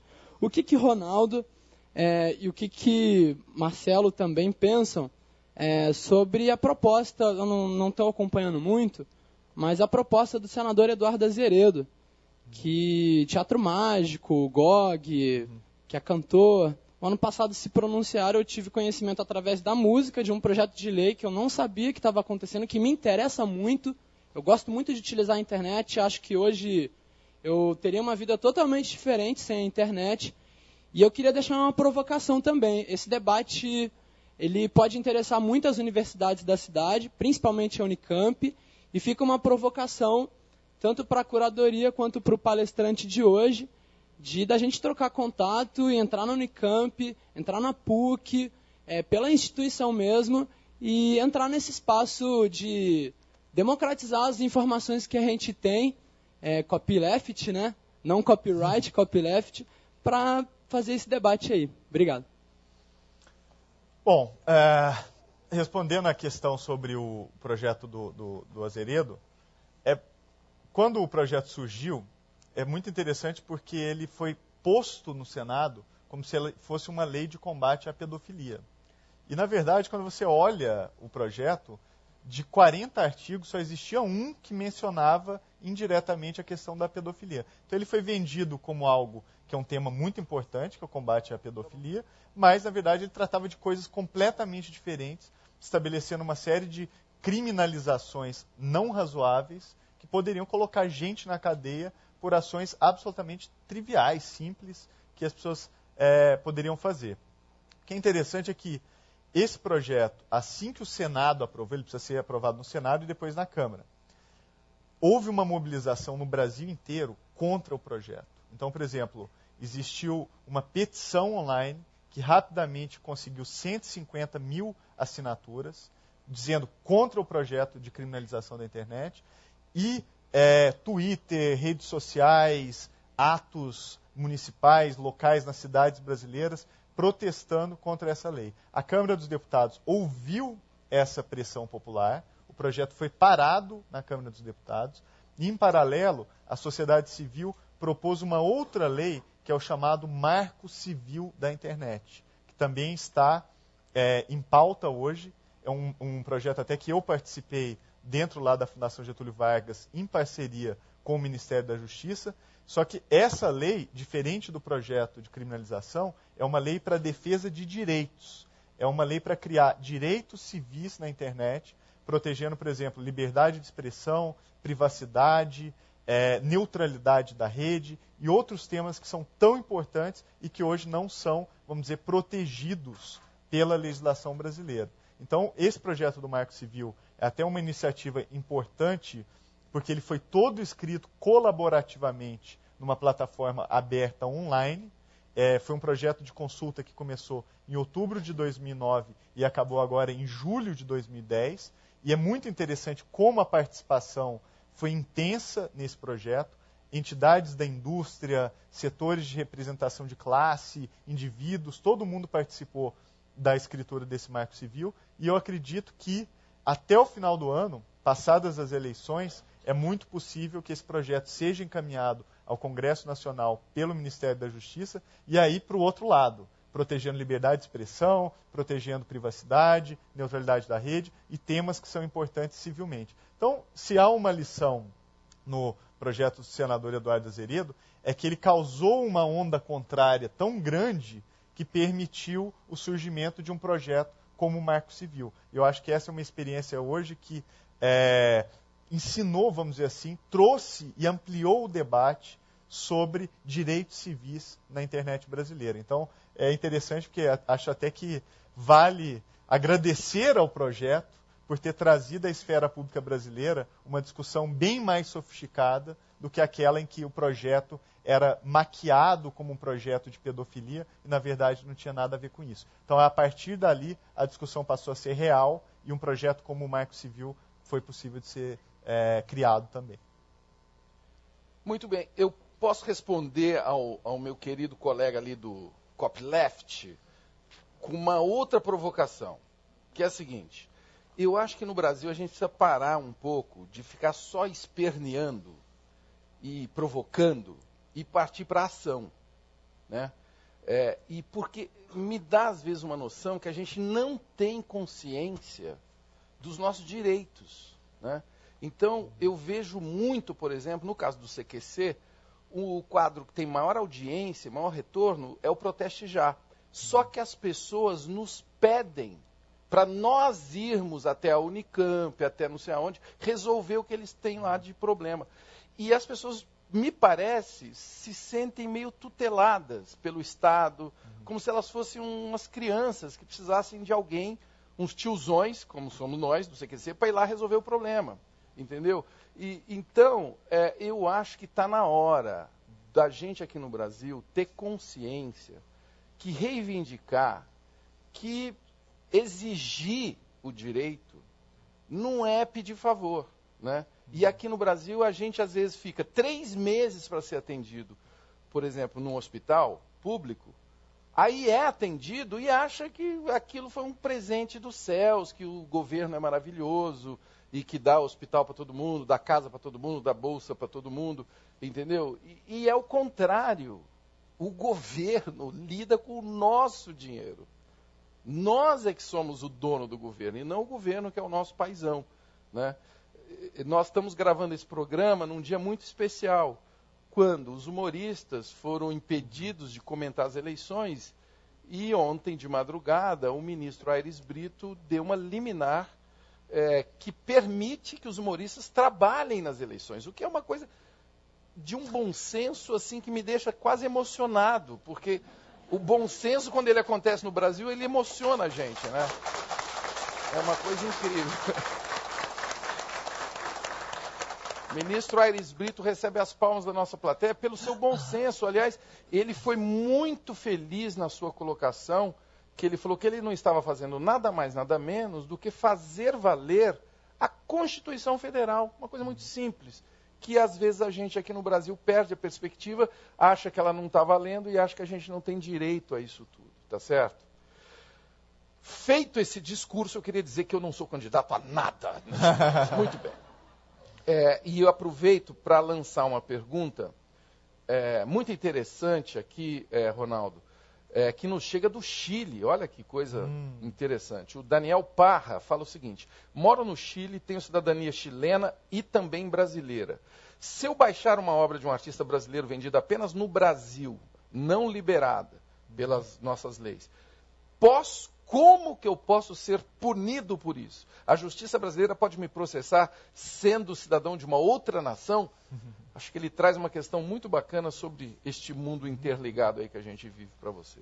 Bom, é o seguinte, como eu mencionei rapidamente, o direito autoral ele foi internacionalizado pela Organização Mundial do Comércio.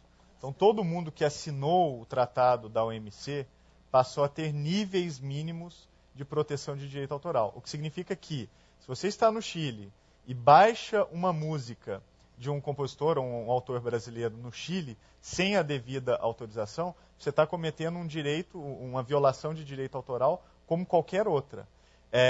Não sei em detalhes como é a lei do Chile, mas ele poderia eventualmente ser processado por alguma parte interessada. Não sei se o Ministério Público chileno está preocupado em processar o cara que está baixando música brasileira em casa.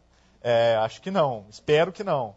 Mas o fato é que não interessa a nacionalidade. A obra americana é protegida igualmente no Brasil, a obra europeia é protegida igualmente no Brasil e vice-versa. A OMC teve essa estratégia de internacionalizar a proteção do direito autoral. Então, hoje, praticamente todos os países que são membros da OMC, são muitos, mais de 100, têm lá sua proteção recíproca ao direito autoral. É interessante até comentar sobre o Chile, porque o Chile aprovou uma reforma de leis de direitos autorais agora recentemente.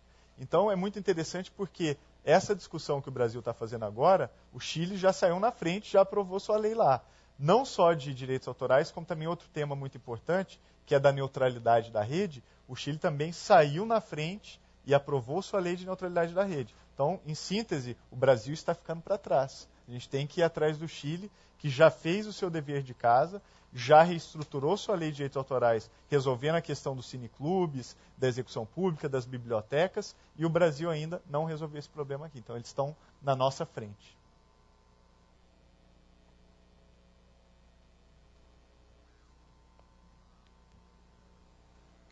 Boa noite, Ronaldo. Meu nome é Jairo.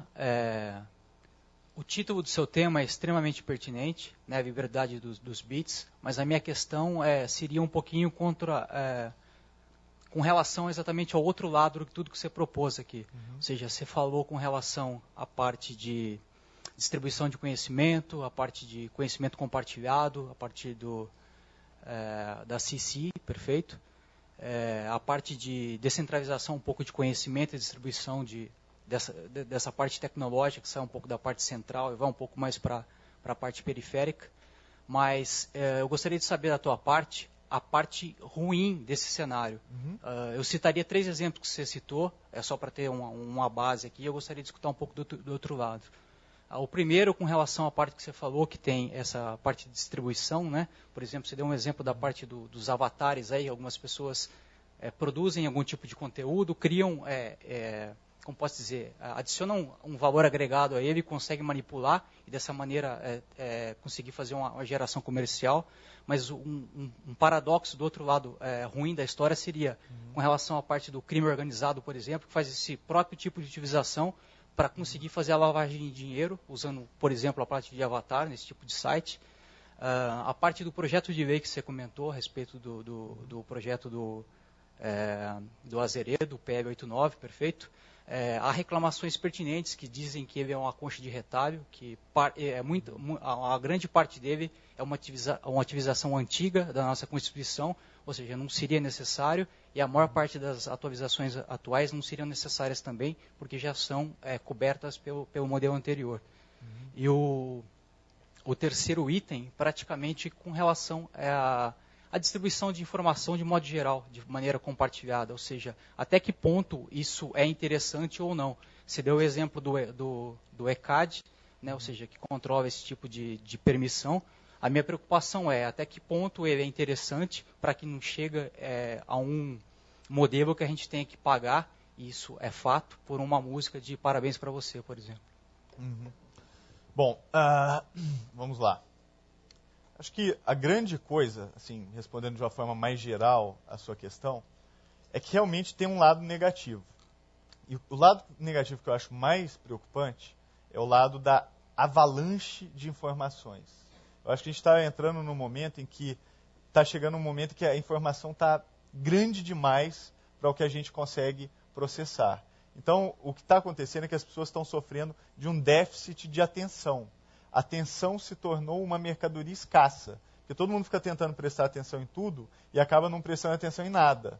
Eu acho que isso, do ponto de vista humanista, de quem nós somos, de quem nós queremos ser, a gente precisa iniciar uma conversa que é meio assim, uma conversa de vamos combinar de irmos mais devagar, porque a gente está tendo, assim, talvez informação demais e essa informação está começando a ser um pouco disfuncional. Então eu penso muito na questão de sustentabilidade e eu acho que essa sustentabilidade ela tem que ser também uma sustentabilidade informacional. Eu acho que esse é o grande lado negativo de tudo isso que a gente está conversando aqui. A gente está tendo acesso demais às coisas e tempo de menos e atenção de menos para conseguir processar e lidar com tudo o que acontece. E o resultado disso é que nós estamos nos tornando pessoas superficiais. O Taz mencionou a necessidade de cada um assumir os seus problemas e agir na esfera pública, mas são tantos os problemas e os desafios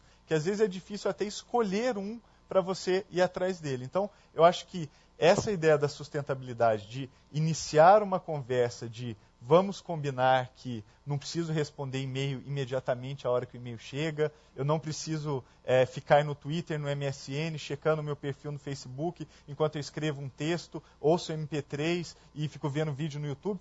Eu acho que isso é ruim para as pessoas. Então, eu até escrevi um texto para a revista Trip há algum tempo, que se chama Desconectar é Preciso. E nesse texto eu escrevi num momento em que justamente o Twitter estava começando a bombar e eu tinha que tomar uma decisão pessoal se eu ia ter um Twitter ou não. E eu decidi não ter um Twitter. Então, se você encontrar um Ronaldo Lemos no Twitter, não sou eu. Tem até um homônimo que é cantor. Não sei se é bom ou ruim, mas esse Ronaldo Lemos aqui não tem Twitter. E a decisão que eu tomei é meio por isso, assim, de eu acho que cada um precisa também, dar um basta na avalanche informacional. É uma coisa que começa individualmente, mas eu acho que essa conversa precisa transcender e precisa ser uma conversa que também aconteça socialmente. Então, você citou vários exemplos que eu acho que são importantes, etc., mas o que está me preocupando mais, do ponto de vista de lado negativo, é essa sustentabilidade informacional. Eu acho que a gente tem que começar a pensar nisso o mais cedo, antes que os danos sejam profundos demais, talvez. Ronaldo, boa noite. Eu produzi durante muito tempo um site que era Copyleft aqui no fundo. E a gente divulgava bastante conteúdo livre na rede. E na época ainda não existia, acho, Creative Commons. Aí foi um corno lá e copiou nosso conteúdo. E monetizou em cima desse conteúdo. Vamos supor que eu quisesse recorrer a isso. Existe uma alternativa? Eu posso ir atrás de um autor que republicou uma obra que é Creative Commons, mas não deu crédito, não utilizou isso da forma correta? Muito boa questão. É o seguinte, se eu entendi bem, a pergunta é, eu licencio através do Creative Commons e aí eu descubro que aquela licença que eu utilizei não está sendo respeitada. Por exemplo, eu disse, não pode remixar, o cara remixou. Ou não pode usar para fins comerciais e a pessoa usou para fins comerciais. Quando isso acontece, o autor que licenciou a obra tem todos os direitos autorais do lado dele. Então, por exemplo, eu posso facilmente recorrer a um juizado especial civil, que tem em todo lugar, não precisa nem de advogado, entrar com uma ação contra aquele determinado autor que infringiu e cobrar a indenização devida, pedir, por exemplo, o recolhimento das obras. Se tiver no YouTube, eu posso notificar o YouTube para tirar a obra do ar. Então, os mesmos instrumentos que eu tenho de ação contra uma violação de direitos autorais se aplicam à licença Creative Commons, que, aliás, é muito importante dizer, a licença do Creative Commons ela é baseada nos direitos autorais. Ela só existe porque é uma forma de exercício do direito autoral do autor e, na medida em que ela é infringida, o autor tem todos os seus direitos autorais e o sistema de proteção de direitos autorais para fazer valer aquele direito. Então, tem que ir lá e ir atrás e tomar as providências que são necessárias, mas dá para ir atrás, sim, e fazer valer o seu direito também com as licenças Creative Commons.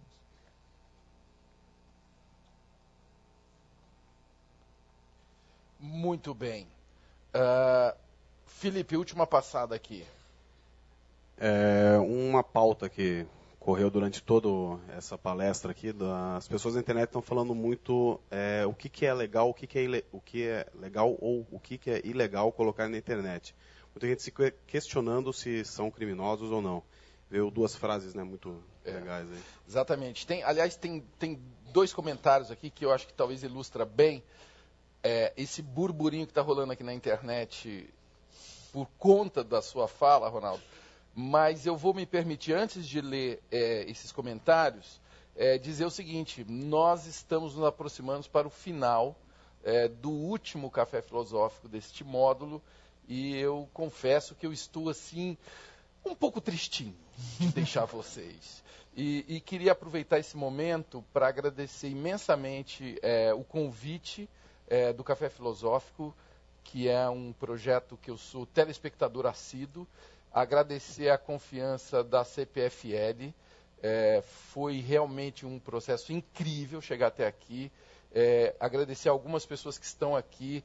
O Augusto está ali sentado, a gente almoçou talvez há 3 anos falando sobre esse projeto e viemos desenvolvendo isso através de conversas muito legais. A Marta e o Serginho, que são esses dois seres que estão aqui do meu lado, que coordenam e fazem esse café. E agradecer ao Felipe, que está aqui também, que faz o chat aqui com a gente, ao Giancarlo, que daqui a pouco vai fechar a noite aí com você, enfim, a todos os envolvidos nesse projeto, que para mim espelha exatamente o espírito desta noite que o Ronaldo trouxe, da gente ter o conhecimento fluindo, livre, né, e acessível a todo mundo que está nos acompanhando. Muito obrigado mesmo a todos vocês. Estou muito feliz de ter participado do Café Filosófico nessas quatro noites aqui. Muito obrigado. Agora é o seguinte, olha só o que você provocou aqui no pessoal. Tem gente que fala o seguinte, espera aí, então quer dizer que eu tenho que pedir permissão para dar retweet no Twitter? Porque o retweet, né, é você mandar para frente um texto que foi produzido por uma outra pessoa. Olha que eu nunca tinha pensado nisso. Eu falei, poxa, aí muita gente falando assim, a Joyce, esse foi o Rafael que perguntou, a Joyce que está nos acompanhando em Salvador, falou assim, quer dizer que eu sou uma criminosa digital? Quer dizer que tudo que eu escrever nessa conversa do café me pertence e se o Taz ler é crime? Que é o que eu estou fazendo exatamente agora. Somos todos criminosos, Ronaldo, é isso? Olha, Thais, essa questão do Twitter é fantástica, porque, uma vez mais, lendo a lei ao pé da letra, se você der retweet sem pedir autorização, você está infringindo a lei brasileira de direitos autorais. A não ser que exista alguma disposição nos termos de uso do Twitter, pode ser que no termos de uso do Twitter está dito lá, ao utilizar o serviço, você concorda que as pessoas deem retweet nos seus tweets. Então, isso resolveria a questão. Mas se não estiver escrito isso nos termos de uso do Twitter, pela lei de direitos autorais, quem retweeta, cadeia. Claro que isso nunca vai acontecer, mas isso é mais um exemplo para demonstrar como a lei está ficando fora da realidade. E sobre a questão, desculpa, qual que era a pergunta da Joyce? A Joyce fala o seguinte, tudo que eu escrevi nessa conversa me pertence, e se vocês leem é crime? Tá. É o mesmo raciocínio. Se não tiver nada escrito nos termos de uso do nosso café filosófico, dizendo que você concorda que as suas falas sejam disponibilizadas, etc., não estando disposto isso, ou não tendo uma licença Creative Commons ou qualquer coisa do tipo, pela letra da lei brasileira, você não pode fazer nada. Inclusive, ler os comentários da Joyce online, pela lei de direitos autorais brasileira, não poderia ser feito. Perfeitamente. Bom, assim chegamos, né, nessas conclusões tão paradoxais, né? Mas lembro a todos vocês que no dia 2 de setembro, isto é, a próxima quinta-feira, nós temos um evento muito especial com Marilena Chauí e o Garia Matos abordando um tema que é a contração do tempo e do espaço do espetáculo, na era do espetáculo. Então, não faltem nesta próxima quinta-feira. A sexta-feira, nós vamos iniciar um novo módulo com a curadoria de Renato Giannini Ribeiro sobre o cuidado com relacionamento pessoal. E o tema será cuidado com a intimidade, com o próprio curador Renato Giannini Ribeiro. E lembramos a todos vocês que nesse domingo o Café Filosófico volta à TV Cultura às 22 horas, depois de várias pressões, né? Então o programa inédito é A Volta do Sagrado com Jorge Colli, Newton Bonder, Eugênio Bucci e com curadoria de Alex Antunes. Então gostaríamos de concluir o dia de hoje com um especial aplauso de agradecimento para o nosso ilustre palestrante de hoje. Obrigado.